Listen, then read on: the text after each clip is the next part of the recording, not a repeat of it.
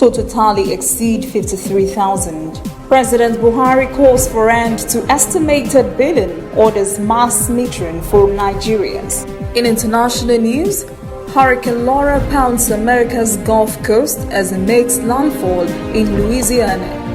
And in sport, tennis star Naomi Osaka withdraws from WTA. NBA postpones games over black man shooting.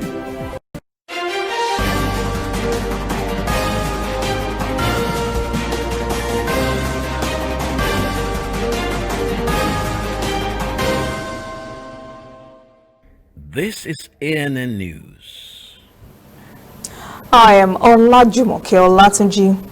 Nigeria has now exceeded the 53,000 mark of COVID-19 infections after the Nigeria Center for Disease Control confirmed 221 new cases of the virus on Wednesday.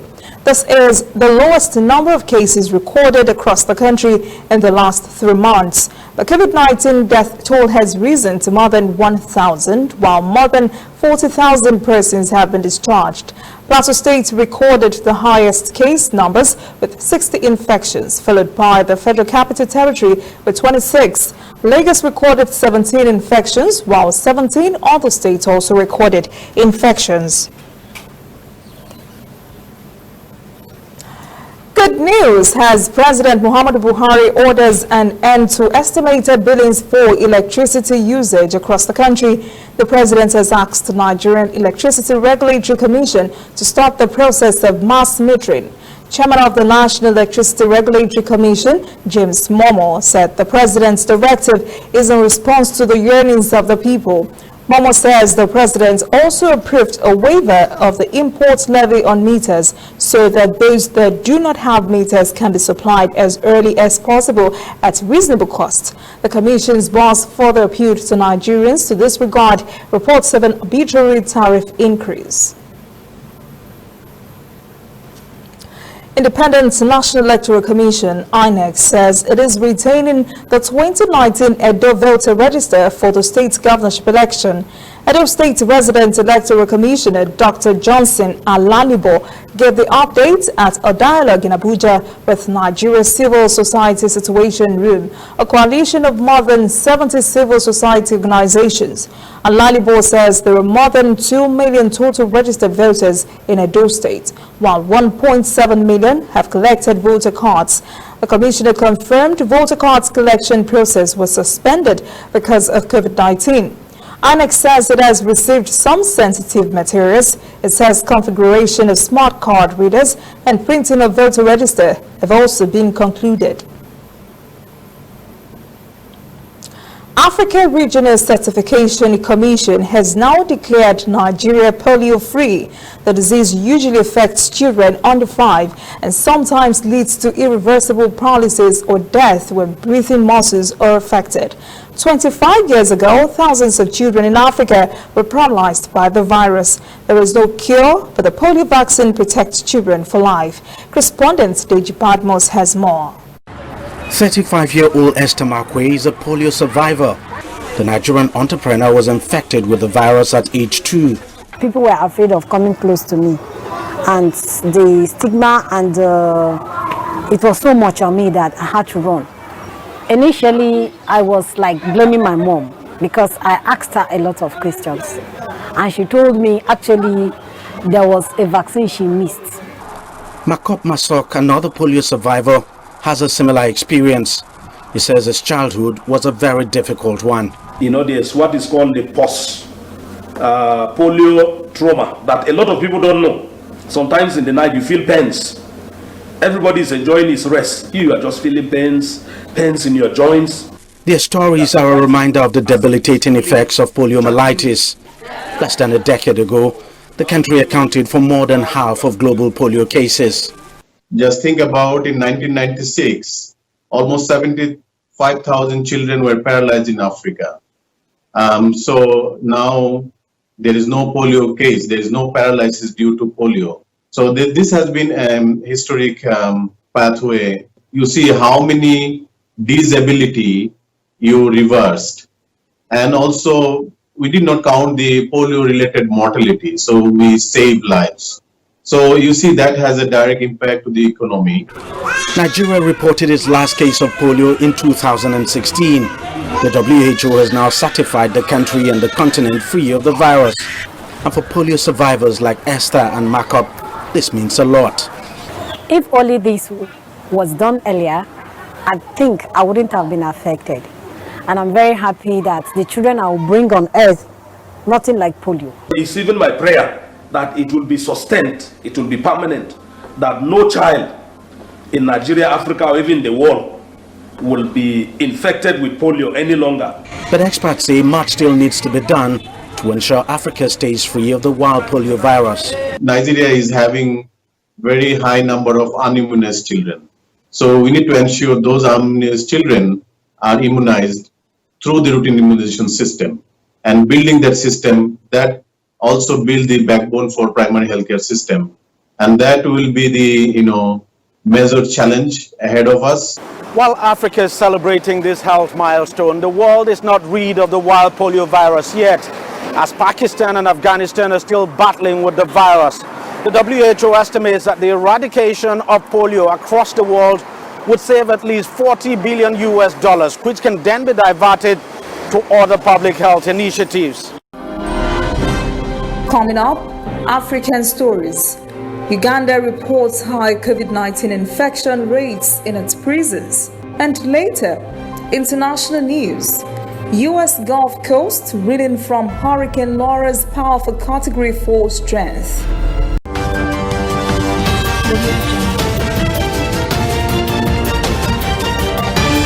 You are watching ANN. See you tomorrow, Papa. I am happy and I know I'm free. Now time for meeting. Any landlord when no show go pay fine. Make I go call her. House number 1. Present. Papa, they don't disturb me to know. House number 5. And they're angry that you are not here. Just put me on the window there so that I can see them and I can hear them. He's not around, so his house is sanctioned. Present! I carry data for head, I carry him for back. Correct data, I will know the payment. Say I know they know me, say I know this yoga landlord. Talk to me face to face. Explore without limits. Turn it up on MTN, the reliable data network. Driver, fire ahead.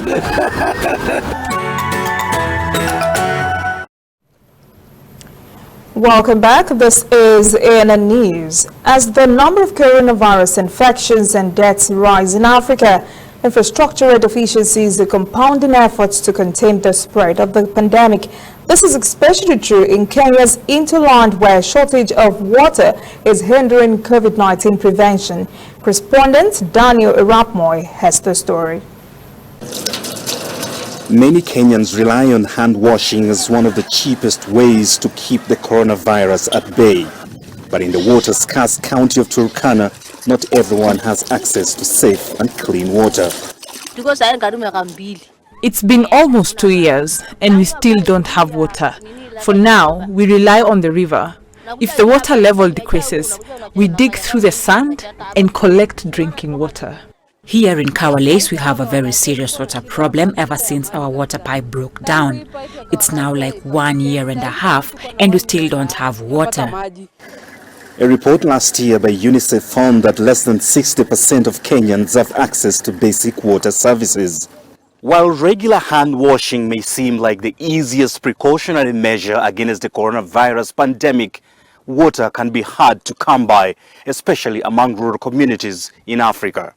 Despite the challenges, authorities say they are making efforts to ensure rural communities have regular access to clean running water as a measure to protect communities against coronavirus. We have increased water resources in quite a significant area. I don't want to say that we have solved all the water problems. Those problems are still there, but it's a struggle. Right now we are a bit lucky because it's raining, so there is water in some areas. But these are the areas that are persistent and don't have water. So we have to ensure that there is what we call water tracking. So we have some trucks that we fill and then ensure that this water reaches some of the areas. While some can afford to pay for alternative water supplies to drink, wash and fend against COVID-19, the question is, how about those who cannot? COVID-19 respects no sector in any country, neither does it respect positions or situations. As UNC reports from Kampala, the Ugandan government is reporting high COVID-19 infection rates at its prisons. The large cluster of cases was found through mass testing of inmates at a government prison in northern Uganda. 152 inmates and one staff member were found to be positive for coronavirus. The number is close to half of the 318 confirmed cases reported by the ministry on Saturday. It is the highest number of new infections reported in a single day. It is possible that a prisoner from a Muru community could have been taken to the prison with infection while asymptomatic. In any case, Amuru district is one of the hotspot districts with a high level of community transmission. All the confirmed cases from the prison have been transferred to an auxiliary isolation facility where they are being attended to by a medical team. Authorities say 27 prison staff are also under quarantine. The COVID-19 cases may be more pronounced in one correction center in the north of the country, but the worst is feared for several others as prison population continues to surge. According to authorities, the number of inmates has jumped more than 10% since March. There are roughly 64,000 inmates in the system. Medical conditions and food practices have improved, but facilities remain congested. We continue to get prisoners from the courts. Probably what I would urge is that the judiciary should only send those who should be in prison, not petty offenders. They should send those who are a danger to society. Those are the ones who should be behind bars, especially at this critical time of this pandemic. Transmission rates are also on the rise outside prison walls. The capital Kampala registered 342 cases last week. This virus is exploiting every possible means to infect and kill. And it is a virus which asks all of us to obey certain measures to prevent ourselves and the community. Last month, the government eased some of its lockdown restrictions that have been in place since March. Businesses and public transport are in operation with safety guidelines like wearing masks and keeping social distance being enforced. But with the spike, authorities say a second lockdown is a possibility.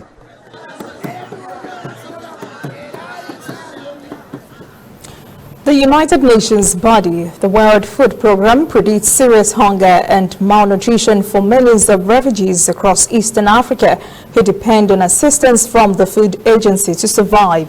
WFP says the socioeconomic impact of the COVID-19 pandemic has reduced vital funding from its donors.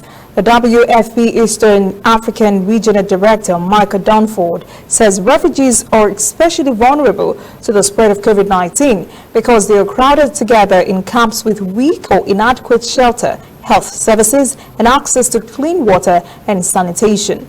The body says it has already reduced by 1/3 food or cash transfers for nearly 3 million refugees in Ethiopia, Uganda, Kenya, South Sudan, and Djibouti.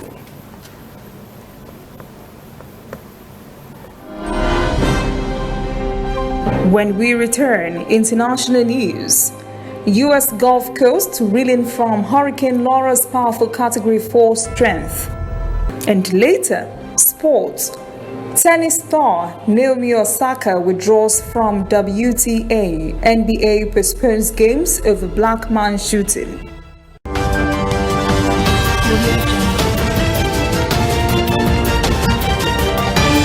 You are watching ANN.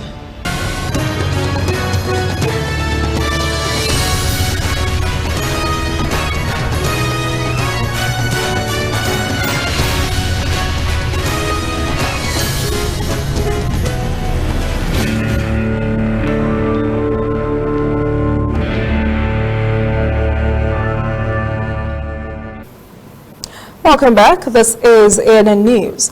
The powerful Category 4 Hurricane Laura officially made landfall in the U.S. southeastern state of Louisiana after it had traversed a long, destructive and fatal journey through the Caribbean and the Gulf of Mexico. Forecasters say Laura touched down early on Thursday morning in the coastal town of Cameron, Louisiana. The U.S. National Hurricane Center says the storm carried maximum sustained winds of 240 kilometers per hour. That puts it one notch from Category 5, the last point in the 5-level scale that measures a hurricane's potential destructiveness.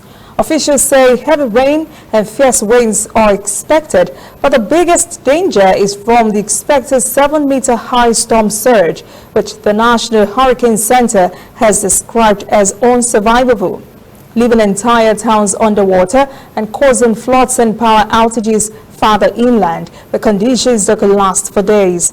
Forecasters say Hurricane Laura will move inland across southwestern Louisiana Thursday morning, then continue northward across the state throughout the day. Laura is also expected to soak parts of the south with massive rainfall as it moves inland and weakens. Laura killed 24 persons in the Dominican Republic and Haiti when it struck there as a tropical storm earlier this week. A gunman of the terrorist attack on 2 Christchurch, New Zealand mosque in March last year has been sentenced to life imprisonment on Thursday.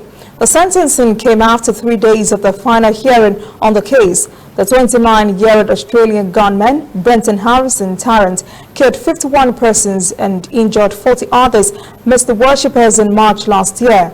He was sentenced on 51 murder charges, 40 attempted murder charges, and 1 terrorism charge. A total of 91 victims or their families expressed grief, both mental and physical injuries and anger at the hearing in the New Zealand High Court in Christchurch on Monday. Recent findings of coronavirus on food imports in China are raising new concerns about the possible risk such as contamination might pose. In one case, the virus was found on packages of Ecuadorian shrimp in the Chinese city of Xi'an. Another case involves the discovery of COVID-19 in Shenzhen on poultry imported from Brazil. Paulo Cabral reports from Sao Paulo. Health and safety are always top concerns for the food industry, and even more so during a pandemic. COVID-19 related risks were highlighted after traces of the coronavirus were found in China on the outer packaging of shrimp imported from Ecuador, as well as on the surface of chicken wings bought from Brazil. The president of the Brazilian Animal Protein Association issued a statement saying its associates have been taking all precautionary measures to ensure safety. Brazil is willing to take care about the quality and the sanity of the product. We are taking care so much about our labor force here. The COVID-19 is out of any plant in Brazil, and we assure for our customers that we are making every effort that is possible to fulfill all the requirements and standards of the countries. At this meat packing plant specializing in premium beef cuts, benches once used by 5 workers at a time are now being used by just 3 employees to increase the distance between them. All workers have to wear masks, and where distancing is not possible, additional gear like face shields are used. In the plant's cafeteria, seats are spaced further apart and workers are asked not to talk during meals. The owner says employees are required to stay at home if they develop any symptoms, and that so far controls seem to be working. In this month of August, we have 4 people, and these 4 people did not contaminate anybody in the industry. So probably they acquired the illness outside of the industry, and nobody was contaminated here inside. So I think the measures we are taking are okay. The discovery of coronavirus on food imported from South America into China suggests that SARS-CoV-2 can still be active after transport over long distances, but it's unclear whether the imported virus was still infectious. It's proved that this virus can be contaminated, can contaminate people through the food, that can be a big problem itself, and can explain as well lots of contaminations that we are having in the world, this huge spread. But with so much of our knowledge about the coronavirus still evolving, few precautions are deemed unnecessary.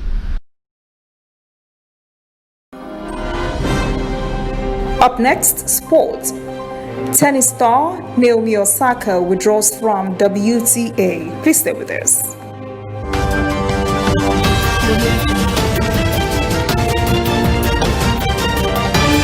You are watching ANN. Whether in your house, at your office, on your phone or online, we are there. We have the facts behind the headlines. We cut to the chase with the news you really need. We cover every angle. We are the bigger, better news network. We are African News Network. ANN. Watch ANN News on MITV from a truly African spirit. Welcome back. This is ANN News. In sport, Japan's Naomi Osaka has withdrawn from her WTA Western and Southern Open semi-final match Thursday in New York. Osaka says this is in protest to the police shooting of an unarmed black man in Wisconsin. Osaka, a two-time Grand Slam champion, was to have faced Belgian Lisa Mertens in the same quarantine bubble where the U.S. Open will be played starting Monday. All NBA playoff games Wednesday were eventually postponed. A Major League Baseball and women's NBA clubs followed suit before Osaka became the trailblazer in tennis. Manchester United Harry Maguire's legal team has appealed against the court verdict that handed Maguire a suspended jail sentence of 21 months and 10 days in Greek court. In accordance with Greek law, the appeal nullifies Maguire's conviction and there will be a full retrial in a more senior court. The 27-year-old is likely to remain as United captain for the upcoming season. That is ANN News this evening. Thank you for joining us. For details on these and other breaking stories, visit our website, annafrica.news. Conversation continues on our social media platforms, Twitter, Instagram, and Facebook at ANN Africa TV. I am Olajumoke Olatunji. Have a pleasant evening.